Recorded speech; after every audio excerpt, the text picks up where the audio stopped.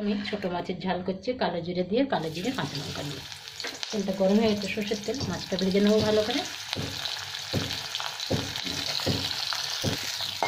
মাছগুলো আমার ভাজা হয়ে গেছে, ওর সব উঠিয়ে নিচ্ছি। কড়াই আর একটু তেল দিয়ে কালো জিরে দিয়ে দিলাম। কড়াই তেল দিয়ে দিলাম, তেলটা কম ছিল। দিয়ে দিলাম 5 ফোঁটন, তেজপাতা দিয়ে দাও। মশলাটা ভাজা হয়ে গেছে, আবার পেঁয়াজ দিয়ে দিলাম তেলের মধ্যে। পেঁয়াজটাকে 2-3 মিনিট ভালো করে ভেজে নিচ্ছি। এবার আমি কাঁচা লঙ্কা টমেটো দিয়ে দিলাম।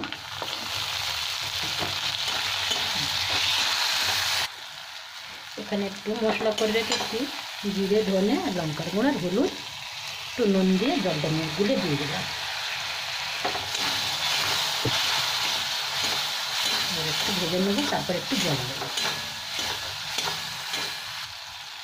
মশলার থেকে মাছ তেল ছেড়ে দিয়েছে, এবার একটু জল দিয়ে দিচ্ছি আমি। বাটিটা দিয়ে মশলা ঝোলটাই ফুটে গেলে মাছগুলো তুলে দেবো। এখানে ঝোলটা আমার ফুটে গেছে, এবার আমি মাছগুলো দিয়ে দিলাম।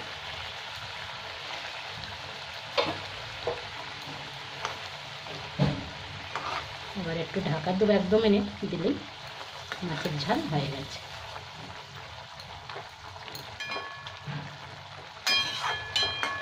এটাই আজকের আমাদের ছোট মাছের ঝাল। ঢাকা দিলাম 2 মিনিটের জন্যে। এবার আমি ঢাকাটা খুলে দেখছি, মানে একদম ঠিক আছে, মাছটা হয়ে গেছে। বেশি ঝোলও না, বেশি শুকনোও না, এরকমই ভাতের সাথে ঠিক লাগে। মাছের ঝাল হয়ে গেছে।